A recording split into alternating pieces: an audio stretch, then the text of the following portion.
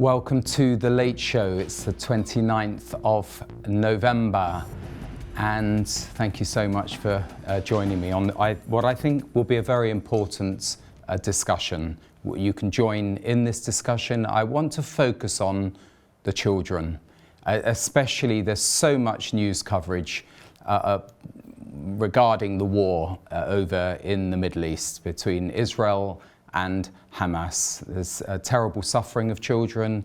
I want to dig into what is the roots of the present conflict. Where did it come from? How did it come about? I'm not going to give you a long 2,000 or 4,000 year history. More recent history is very relevant because, according to the New Scientist of recent publication, I think the last couple of days, the average age in Gaza is 18. That compares to the average age in Europe of 40, in Israel of 30. Most of the population of Gaza have grown up under the jackboot of Hamas. And it's very important to look at how we've come to a situation where a large proportion of the population are celebrating October the 7th, cheering on the streets. They're obviously not celebrating it now, but there's something in the psyche, there's something in the education of the children that's gone terribly wrong. And I don't believe it's happened by accident, and we can unpack that today, this evening. And hopefully, you can share this and on the video on demand with friends, because I think it's a centrally important issue. I spotted in the news yesterday in Germany, the German government have withdrawn their funding from UNRWA, the United Nations Relief and Works Agency, who have been set up in Gaza over many, many years, and they're responsible for the education of the children in Gaza. It looks so wonderful and idyllic and sweet, but we will be unpacking what are these children being taught from a young age under the custodianship of UNRWA. And I've decided to call and entitle this program UNRWA versus the UNHCR. I will invite you to email that we're going to be taking a news report from CBN, looking at this news article that's highlighting the German funding of UNRWA, but also look at what is UNRWA, where did it come from, why is it different to the UNHCR? The UNHCR is the United Nations High Commissioner for Refugees. Let's have a little look at the comparison between these two agencies. As I say, email in. If you disagree with me vehemently, if you support me, tone down your support. Let's get to the facts. And first, let's look at just a brief comparison of these two United Nations agencies. The UNRWA has a large budget. I got this from Wikipedia. I'll declare my source. Their budgets, as presented on Wikipedia, this is from the United Nations, is about $860 million for last year. Compare that to the UNHCR, another significant sum, $201.6 million. The UNRWA has 30,000 employees approximately. The UNHCR, 18,800. UNRWA is based their offices in Amman and their operatives in Gaza. The UNHCR, Geneva, New York City. All looks fairly respectable at this stage. And then we must look at the terms of reference. I think this is the critical element. The purpose of UNRWA is to support Palestinian refugees, and we'll look at what that means and what is the definition of a Palestinian refugee.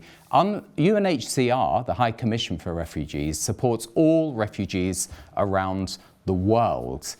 No, we're talking about over 100 countries, 130 odd countries where the UNHCR operates. So if you just look at the comparisons of the budgets, what is it that's so unique and so special about the UN Work and Release Agency?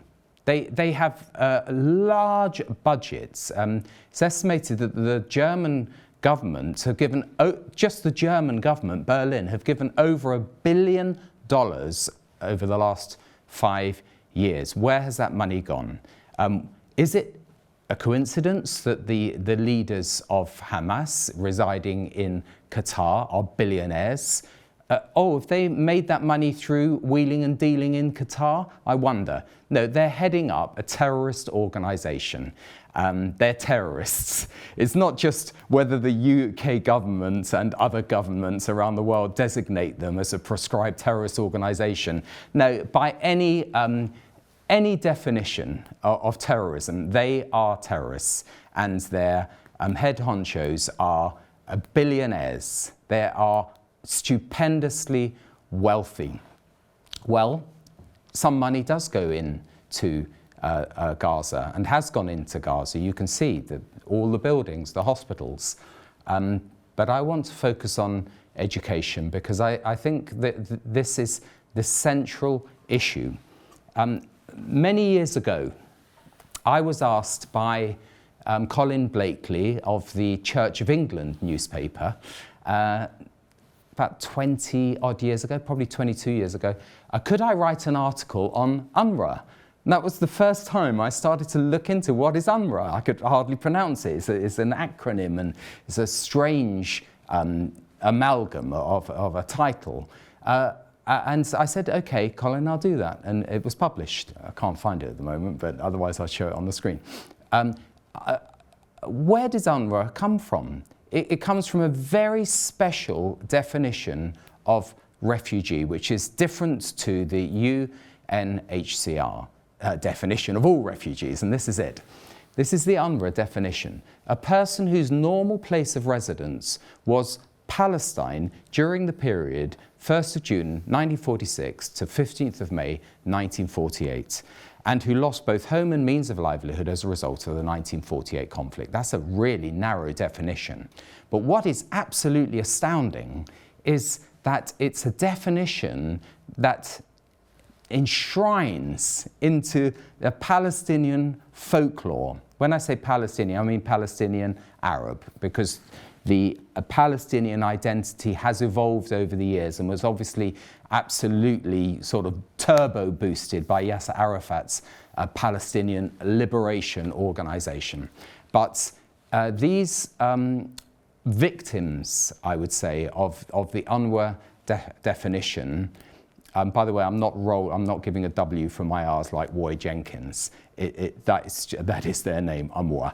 And their definition perpetuates a refugee status, which the UNHCR terms of reference leads to an escape from refugee status. They will rehabilitate refugees. They will fund their rehabilitation, either in their place of refuge or to a third country. This is not afforded to the Palestinian refugees. And it's a tragedy because these refugee camps, so-called, and we've heard about them in Gaza, become, as it were, a recruiting ground for Hamas, for, frankly, devils who are telling the Palestinian women to have many babies. Why such a high fertility rate in Gaza, so much higher than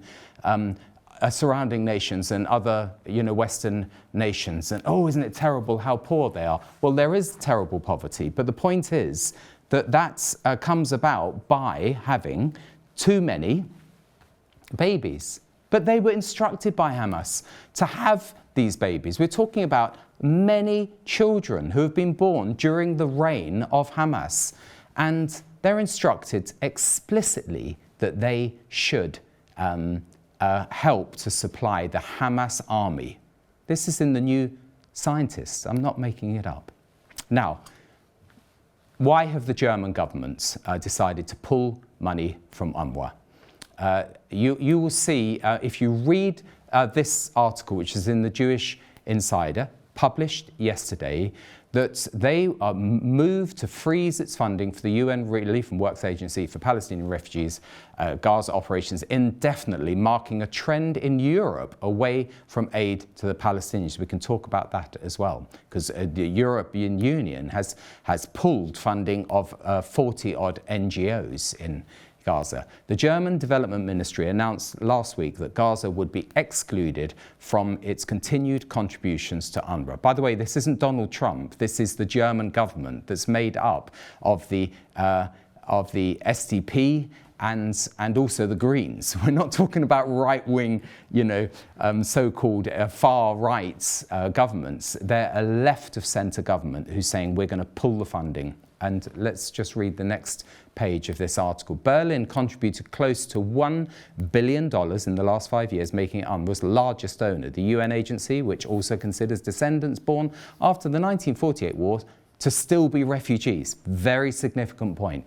They've distributed materials to students encouraging anti-Semitism and inciting violence against Jews and Israelis, and hired teachers who do the same.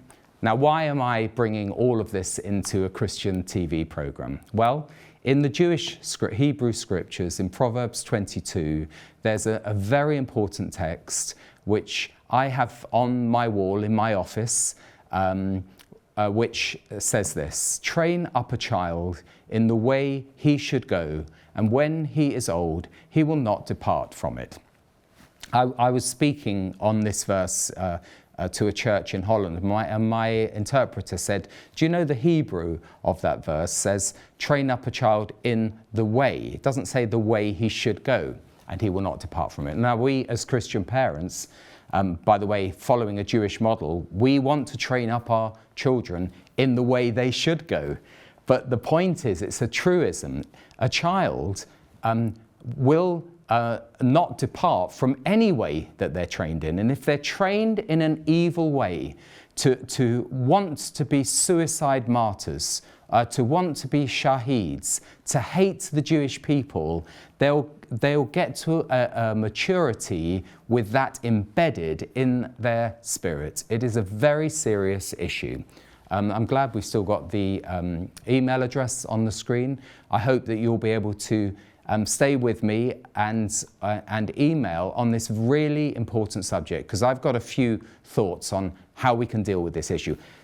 I mean, why am I talking about it now? I was prompted a few weeks ago at a lunch to commemorate the Balfour Declaration on the 2nd of November 1917. And that wasn't when I had the lunch, but it was on the day, the anniversary of the Balfour Declaration. And there was a questions and answers after this lunch. We had an eminent speaker. After this, and we had a number of eminent people there. I was the least eminent there.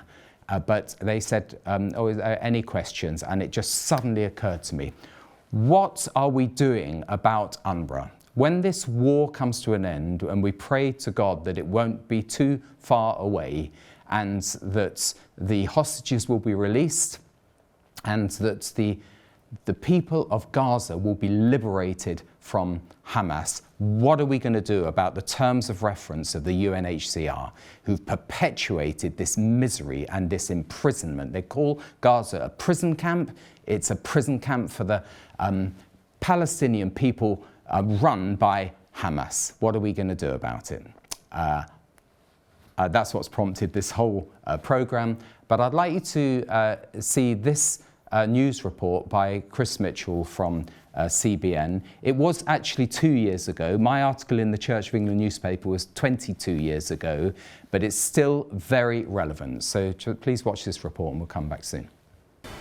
During 2020, Palestinian children, like many others around the world, couldn't go to school due to COVID-19.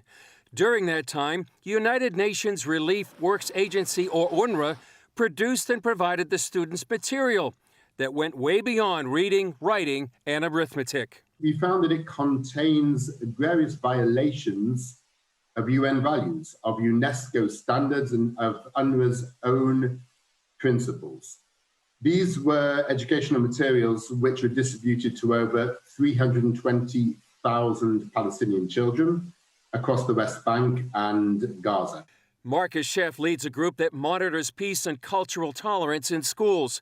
It examined the material sent to those children, and what they found was not good. The idea that UNRWA, a UN organization, is distributing material which calls on students to defend the motherland with blood, or that glorifies terrorists and directs students to terrorists like Dalal Mughrabi, who is in their materials a role model for young girls, somebody who murdered 38 people, including 13 children on a civilian bus. This impact group report from January lays out examples found throughout the curriculum. In mathematics, students are asked to write the number of martyrs in the First Intifada. A language studies question asks students to find the preposition in a sentence like, "Jihad is one of the doors to paradise."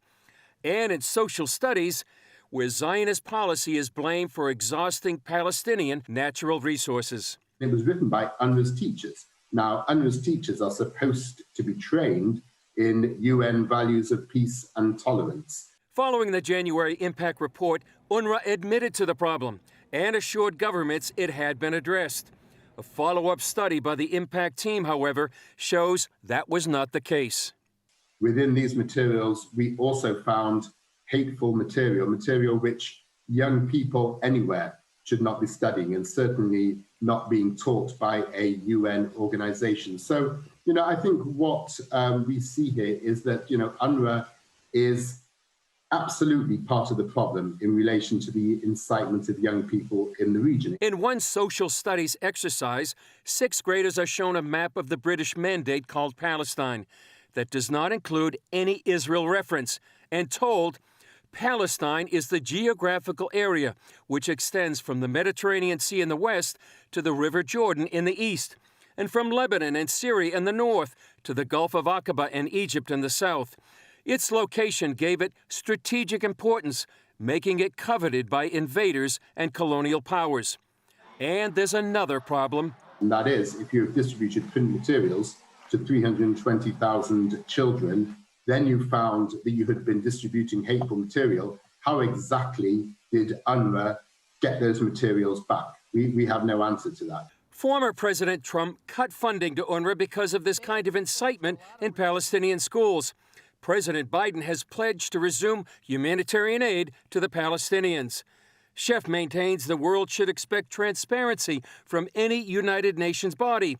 And until UNRWA can prove otherwise, it should be understood the organization teaches hate. Chris Mitchell, CBN News, Jerusalem.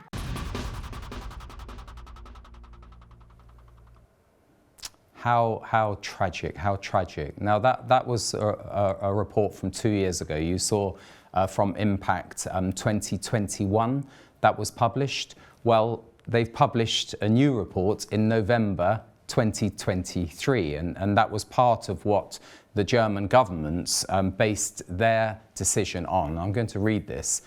Impact SE, an Israeli organization analyzing educational materials in the Middle East, published 2 reports following the October the 7th attacks this year on Israel, finding that over 100 Hamas terrorists who murdered Israelis are graduates of UNRWA schools, and that at least 14 teachers and staff members of UNRWA schools celebrated, this is the point, they celebrated the massacre. These are the role models for children in UNRWA schools celebrating the massacre on social media, including one post describing the assault as an unforgettable, glorious morning. Palestinian Authority schools in the West Bank were also found to engage in glorification of the October 7th terrorists. I'm going to read a little bit more of this report from Impact from their introduction. It's quite small on my little iPhone, so excuse me if I've got to take my glasses off. Because the strange thing is I'm getting old, which means that reading glasses are no good for some reason. The United Nations, this is their introduction, Impact, Work and Relief, or Relief and Works Agency, for Palestinian refugees in the Near East, operates in the Gaza Strip, the West Bank and East Jerusalem, as well as in Lebanon, Jordan and Syria. It reportedly provides education to almost 545,000 children in its schools. According to their website, education alone takes up 58% of their budget. Do you remember I gave you the details of their budget at the beginning? There are 183 UNRWA-run schools across the Gaza Strip, educating over 286,000 students, according to UNRWA's data. Since, this is the key point, the curriculum is everything, and I can tell you, I have been in education most of my adult life. I've been 28 years a governor and a chair of governors of a Christian school. I know how important curriculum is. I now distribute a curriculum for Christian schools and home schools. Curriculum is everything. But I'm going to read what they say. Since its establishment, UNRWA schools have opted to teach the curriculum and textbooks of the host country. UNRWA does not produce its own curricula. Consequently, the Palestinian National Authority PA curriculum is taught in UNRWA schools across the Gaza Strip, the West Bank and East Jerusalem, as has been extensively documented. Since a revision of the PA curriculum was undertaken in 2016, these textbooks have remained openly anti-Semitic and continue to encourage violence, jihad and martyrdom, while peace is not taught as preferable or even possible. Extreme nationalism and Islamist ideologies proliferate throughout the curriculum, including in science and math textbooks. It's an Americanism there, we would say maths. Now, do you know what? We've had the peace process, the Oslo peace process. I've met, by the way, Terry Rhodes Larson and Mona Yule, who were part of that great plan to bring together, the parties for what eventually became the peace deal or handshake on the White House lawn with Bill Clinton. But part of this peace process and the Declaration of Principles was that they would address the content of the Palestinian textbooks, which we know under Arafat were preaching and teaching hatred and delegitimization of Israel. And do you know what Arafat said? And this came from Dennis Ross, who was part of the negotiation team on the American side. We're not letting you teach our children. We're not letting anyone else tell us what we should be teaching to our children. Massive, massive opportunity missed. And the result of it is absolute misery. And I would say not only in terms of, the terrible suffering that there is today, but corrosion of the human soul. That's how serious it is. The destruction of the human soul. And sometimes my earpiece plays up, so sorry if it looks a little bit ungainly. So in addition to the PA curriculum, UNRWA staff routinely develop their own additional materials. These teaching materials carry UNRWA's logo, the names of its schools on cover pages of the content, a list contributing UNRWA staff, including school principals, vice principals, educational experts and teachers whose names are signed on the content. In other words, UNRWA have their fingerprints all over this material. Now, I want to just share something that I have been distributing for a number of years now with Christian Education Europe. It's from Accelerated Christian Education in America, and it's the character traits that all of our curriculum material include. And I want to just show you this list because you can't see it in detail. This is what children should be learning. They should be learning how to be affectionate, appreciative, attentive, available, blessed, cheerful, committed. You get the message. There's nothing in that list of 90 character traits which is hate-filled, which is building up envy and hatred and incitement to kill. Of course, it's just rooted in that wonderful name of God, that He is love. And you can see loving.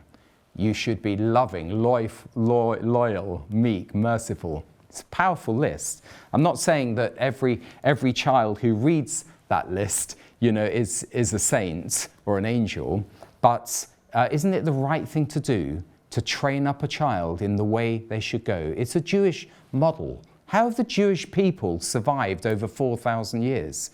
How have they maintained their traditions, their festivals, Shabbats, their laws? They've trained up the child in the way they should go. And again, they're not perfect, but there's a great difference between adults, choosing a bad path in life and children being driven down that path. This is the problem that we've had. Now, I'm conscious, by the way, please do email in. I don't know whether the system's working, but I'll try it and read a couple of your emails at the end. I've just dropped the iPad.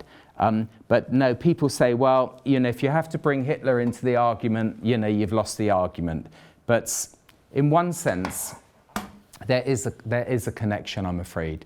When children are being brought up with role models who are shaheeds, and I think on one of the news reports, in fact, the news report you saw from CBN, they use terrorists as role models, as legends for the children to aspire to. Isn't that a terrible thing? Now I want to lose my argument before we bring in some of your emails and your thoughts. It's no different to what Adolf Hitler did with the Hitler Youth. I've got a couple of quotes from that demonized man from the 1930s and to the mid-1940s. The state must declare the child to be the most precious treasure of the people. It doesn't mention the parents there. It doesn't mention the mother and father. The state must control them. As long as the government is, by the way, Hamas is a government in Gaza. They're not only terrorists, they're a government. As long as the government is perceived as working for the benefit of the children, the people will happily endure almost any curtailment of liberty and almost any deprivation. And then the more famous quote from Hitler, "He alone who owns the youth gains the future." Well, these Hamas leaders present themselves as benevolent leaders, the hands which mocked them and the heart that fed, if you know that Percy Shelley poem, Ozymandias. There is this sneer of cold command that its sculptor of this statue of Ozymandias, well those passions read. It's a cynical exploitation of the people. They present themselves as a humanitarian support for the Palestinian people, and they're polluting the minds of the children.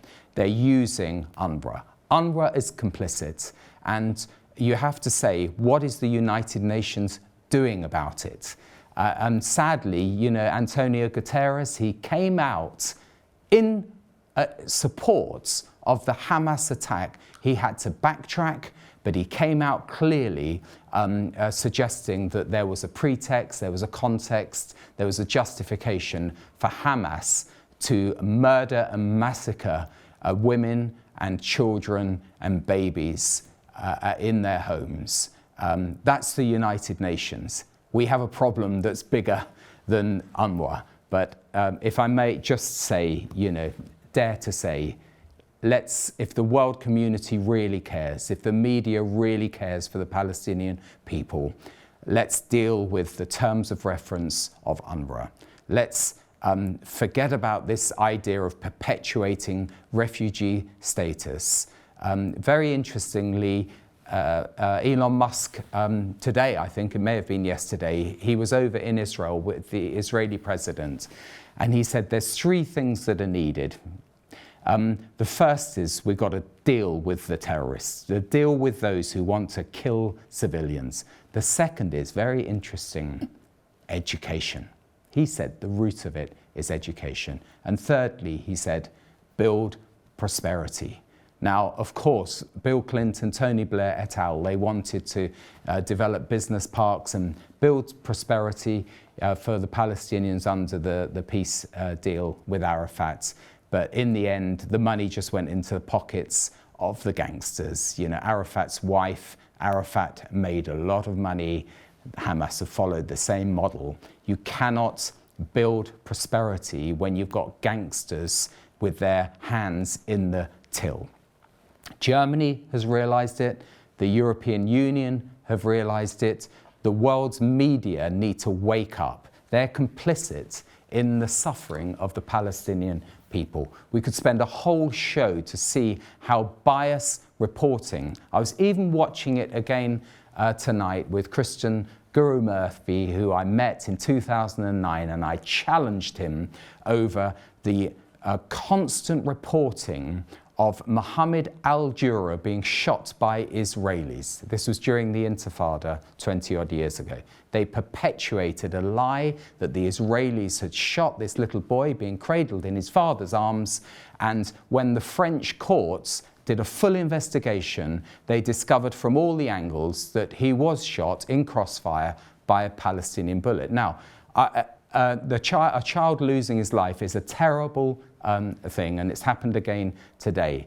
But Christian Guru Murphy looked in my eyes and pretended, after years of false reporting, that he didn't know what I was talking about. And I find it utterly disgusting that the world's media and powerful media channels that have millions of viewers are able persistently to project lies on the screen.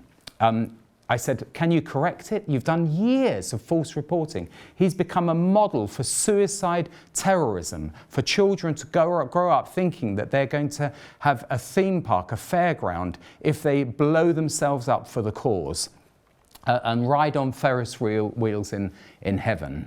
Can't you correct the damage you've done?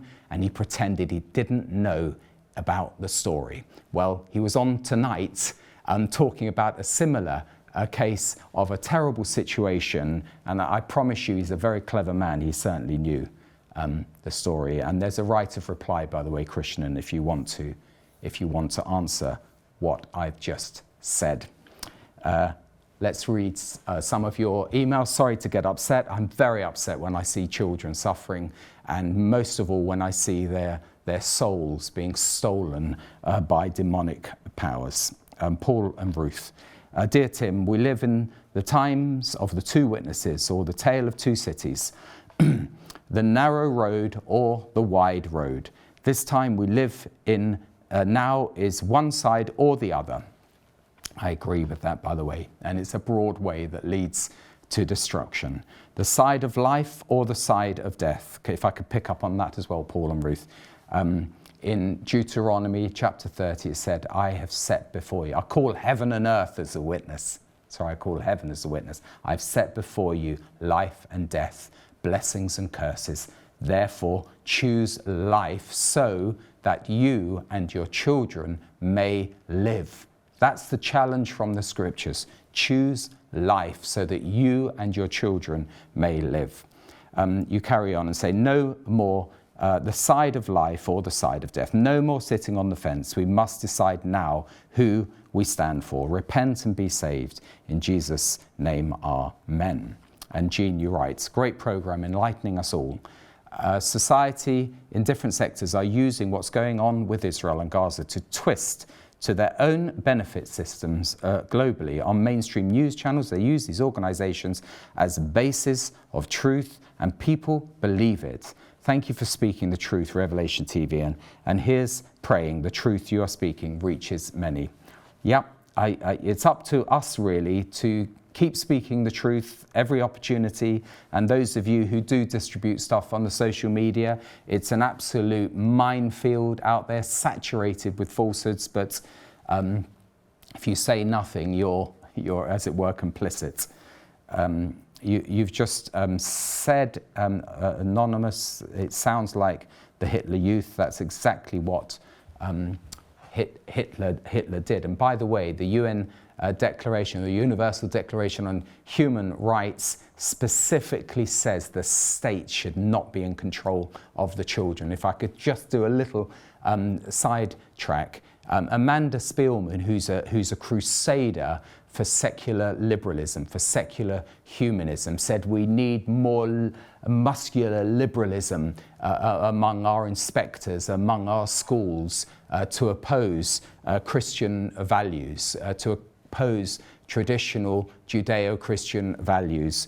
I'm as much against that, I'm afraid, as I am against the Hamas indoctrination, because secular humanist education is not neutral. It teaches children to have a moral confusion, and all those character traits that I read out, they're rooted in the scriptures. They haven't come from some evolved blob. They're values. They generate and engender a good conscience and righteous behavior. Don't know how I got onto that one. Oh yeah, the whole point about the Universal Declaration of Human Rights that said that parents should be the custodians of the education of children and not the state or any sort of subset of the state. So be very careful with your children and grandchildren that you don't sign them over because state education is free to be indoctrinated in philosophies that don't honour God and don't give you a good foundation for life. Dawn, thank you for the programme. Dawn writes, opening our eyes to what the children are being taught. Simon showed us several years ago some video clips of TV children's shows and children saying that they hate the Jewish people. Yes, Dawn, that's a very good work by Itamar Marcus and the Palestinian Media Watch. It's not Israeli or Revelation TV commentators, making the stories up. These are direct translations, and some of them from the Middle East media memory. Specifically, what are they saying in the mosques? What are they teaching the children? What are the children themselves saying? Dressing up, as you saw in Chris Mitchell's report, dressing up as soldiers. We're talking about kids who are 5, 6, 7 years old, and I've seen them being drilled on the Temple Mount, would you believe? Being drilled and shouting Allahu Akbar in a militaristic fashion. There's this idea of two states living in peace side by side is absolutely impossible. Joe Biden, Tony Blair, Antonio Guterres, who said it again today, it cannot happen when you allow one side to be training up children to hate. Sorry, Dawn, I'll keep reading. Simon showed us these clips a few years ago. And by the way, Simon's an absolute stalwart for pointing out some of these terrible inconsistencies.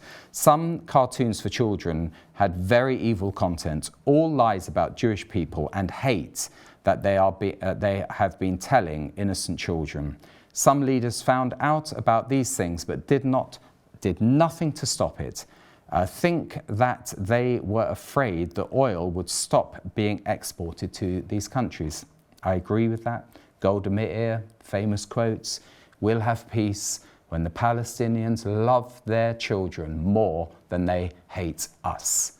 It's absolutely shocking listening to those recordings of obviously a young kid who'd been out there killing Jews on October the 7th, phoning up his parents and them congratulating him he had killed 10 Jews, both mother and father. That's what happens when you have a culture which is filled with hate. And here we are. This is from Laura.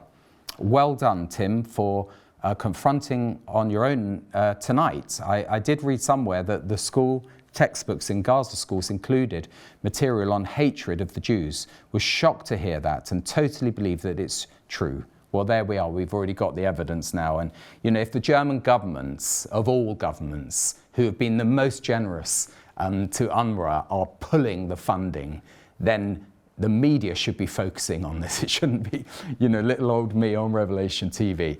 The whole world's media should be shouting it from the rooftops and saying enough of blood and tears, of hatred and killing. Stop it at the source. Stop it upstream where the river is being polluted, well before it gets down to teenage years and youths and adulthood.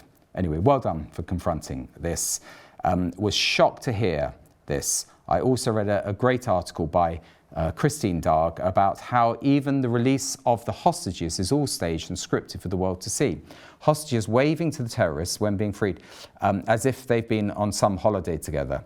They just cannot be trusted at all. Well, that's the media presenting it. And of course, you see a lady from the Red Cross who's obviously very friendly. I'm sure the hostages are relieved. But, you know, you can actually also see some footage of the hostages. They're not stupid. They know that, you know, they're literally on a knife edge as they're walking the gauntlets from these tunnels through to safety in Israel.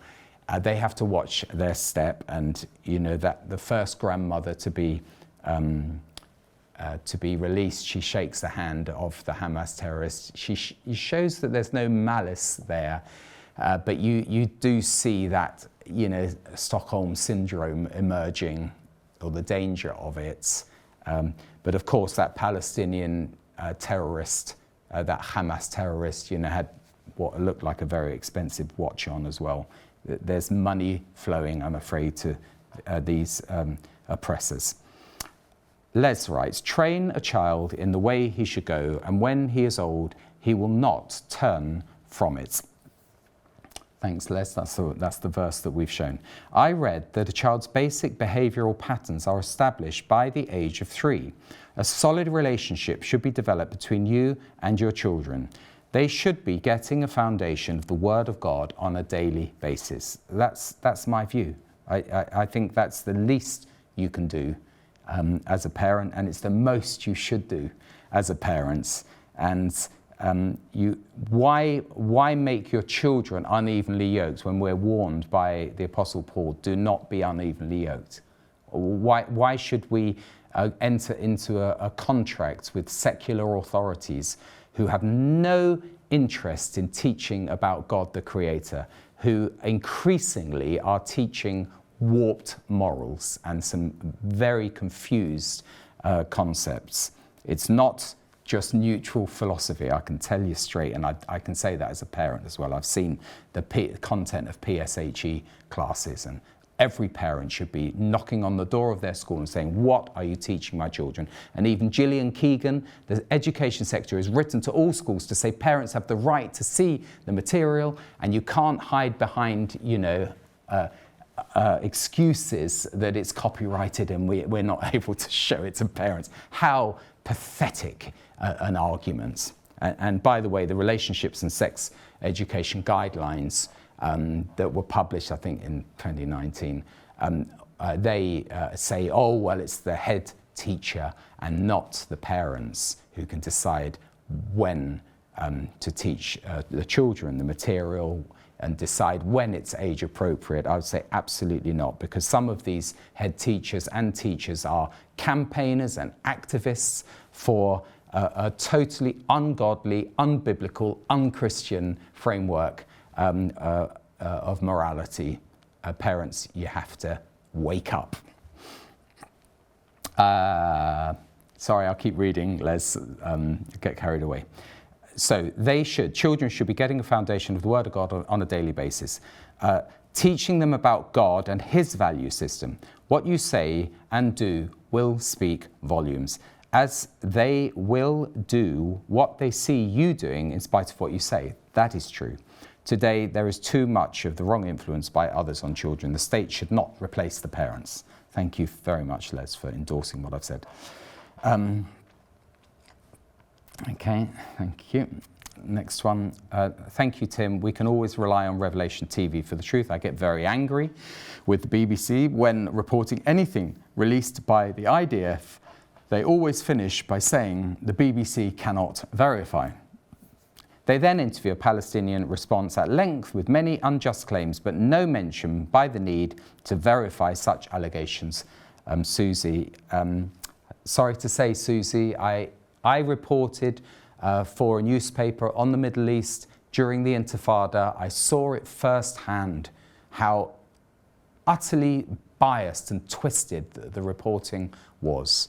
And that's why, if you remember at the outbreak of this war, the BBC were persona non grata for a time because they were completely wrong in the way they presented the early case. And Lise Doucette, on the first day, was justifying the Hamas attack. There's no justification from the democratic world for what Hamas did, and it wasn't a territorial dispute. It's not some armed group, you know, freedom fighters. They went to kill women and children and babies. There's no justification for it. So yeah, the BBC Verify is an absolute joke if you look at how they created so much verbiage on the attack of that hospital when they knew, when Jeremy Bowen knew. And they never apologized. Jeremy Bowen would not apologize for saying that the hospital had been flattened, and then someone else from the BBC said that it was an Israeli missile. It couldn't have been anything other than an Israeli missile.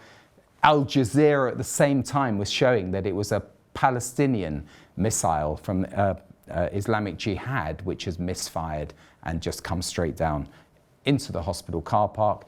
It's a very important case study of how the media catalyze, as it were, turbo boost a lie and send it around the world, saying that up to 800, that was even in the Daily Express, where I read it the next day, saying up to 800 were killed, when it was a handful, tragically, who lost their lives because of a misfiring Palestinian missile.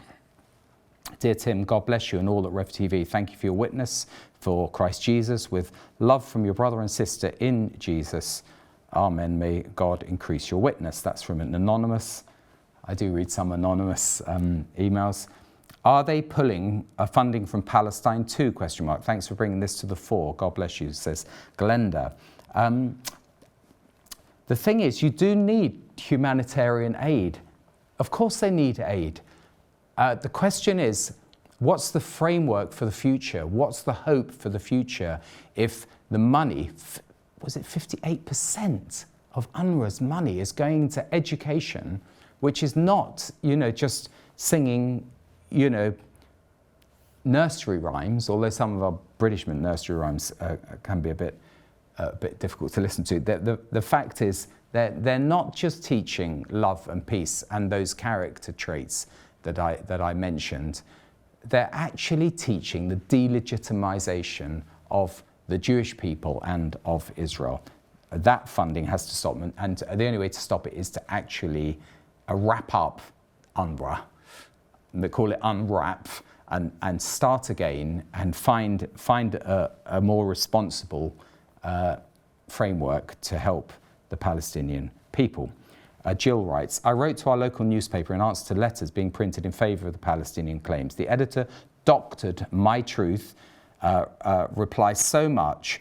Fortunately, I was given a chance to see the edited edition that I declined him permission to print his version, which altered my truth completely. Jill, I've experienced the same on a BBC interview with Roger Bolton, and it was over a Christian Aid doing a biased series of paintings by John Keane that only looked at the suffering of the Palestinians and then threw in a sop to the Jewish people with a desecration of those lives, showing the broken and blown up limbs at the Moment Cafe. And I said to Roger Bolton, that is an absolute desecration. He said, oh no, I think it's quite artistic.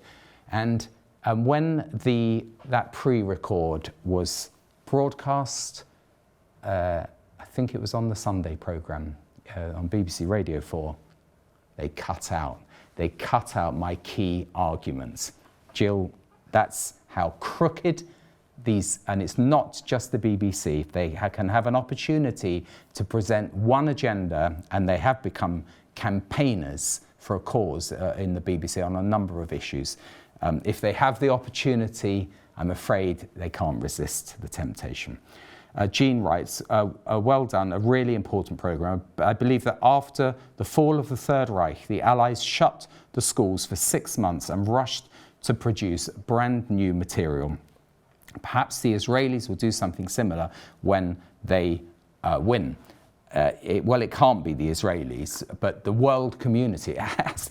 I mean, it isn't just UNRWA, is it? It's the UN. It's a flawed and failed institution, and you read through these big organizations with hundreds of millions of dollars budgets per year, and it's all a load of guff. It's a load of verbiage, and they have their rapporteurs writing this and that, so no one can see the wood from the trees. I hope that during this program we've been able to separate a little bit of the wood from the trees and get to the core issue, the corruption that's at the core of the UN, and it needs to be dealt with. I don't know whether it can be, and maybe I'm a bit naive, but it shouldn't stop us from speaking the truth. We still have a freedom of speech in this Western democracy of Britain. I just came across your channel for the first time as I was surfing, Dennis writes. I have to say that as a Jewish man, I find your reading of the Gaza situation an absolute revelation compared to mainstream news channels and presenters. The UN's involvement, bias, and obvious anti-Semitism is an absolute disgrace that is totally ignored. They need to hang their heads in shame. Dennis, I'm so thrilled that you have found the channel because you've said it better than I could say it. I hope you can bring your unique understanding to the many who choose to ignore what is really happening in Gaza. Thanks, Dennis. Please tell others about Revelation TV. We're doing our best. This is completely unscripted. I don't have an auto cue for a lovely, eloquent monologue as some of the other mainstream channels have. I'm just winging it, but trying to speak some truth along the way. So sorry for all the ums and ahs. I really appreciate, very encouraging, Dennis. Pete says, oh, wow, Tim, you're pumped tonight. Say it as it is. Thanks, Pete. Yeah, I'm trying not to get too emotional. This is from Sylvie. How come we are paying for a TV license to the BBC when they do not reflect Britain's collective faith and humanity? Well, do you know what, Sylvie? They still have the statue of the sower, and they have a plaque above it written in Latin from the Leith, John Reith, Sir John Reith, who was the founding chairman of the governors of the BBC. And it's a wonderful vision of sowing good seed and speaking the truth. Look it up on the internet, the sower, the statue of the sower. It used to be at Portland Place. It might still be there in the BBC headquarters. That is where the BBC have reached their contract with the British people. They've disregarded that founding vision, which was based on Judeo-Christian values. How come we are paying for a TV license? I ask the same question every day, Sylvie. We pay because it's the law, and if you want to watch live TV, you have to pay the license fee. And every attempt to try and do something about it, the governments fall, and then it's sort of kicked into the long grass. Ruth says, Churchill said, if the nation wide be ruled by God, it will be ruled by anarchy. Isn't it time to call for a day of prayer every week? I'm not quite sure what you mean by that. I mean, it depends which God I think you're talking about sometimes, because theocracies generally through history haven't had a great track record. But we can certainly follow what are basic universal natural law values. And by natural law, I think you have to say it's rooted in the Judeo-Christian traditions, which have built our civilization. Even though they're honoured more in the breach than the observance, there's still enough of us, I believe, to keep speaking out, and I don't believe the game's over yet. Marion says, thank you for the late show. Should we write for funding to be stopped? Yes. Write to your Member of Parliament. Write to 10 Downing Street. Why not? Find a way to deal with this issue. As I say, we still have a democracy. We vote. The ministers and the Members of Parliament are public servants. They should work for us, They should be responsible to us. They should serve the people, not lord it over them. So we should hopefully have some influence. And Marion, you just say, I think from the funding worldwide, every Gazan should be a multi-millionaire. Well, there's only a few, and they're billionaires, sad to say. And I'm not saying that. Forbes had the head of Hamas on their front page, Forbes magazine. He's worth $5 billion. Wow. And he's made that, on the back of the poor people of Gaza. Peggy, the Hamas terrorist billionaires who live in marble-floored mansions and luxury hotels as they decry Gaza poverty after profiting from misery and terror. You've sent an article. Unfortunately, I can't really read it out because it's a very long URL, but thanks for sending that in, Peggy. Anyone can search it. I'm not making it up. I really get as mad as you are. Ursula writes, why do the BBC keep saying occupied Gaza and West Bank? So Joe Public just thinks that the Jews kicked them out. What a load of baloney. And another one just come in. I'm sorry to say that a lot of UK people have fallen for the lie that Hamas are the innocent ones because all they hear is thousands of children killed by Israeli bombing. But we know Hamas use the people as human shields. That is absolutely true. They're still rolling in, and I'm going to run out of time. Pastor Simon, you've written, thanks so much for bringing this truth. It's amazing how ignorant most people, including Christians, are concerning the war against the Jewish nation. Hamas doesn't even care about the people of Palestine. They're making money, use children as shields and issues hospitals, you mentioned. Yeah, no, they use the hospitals as a shield. We must pray and speak for the Jewish people and for Jerusalem. Bless you for your courage. We need more of these conversations. Thank you very much for your time. Can't read the last one. But yeah, pray for the Palestinian people to be liberated from Hamas. Thanks for watching.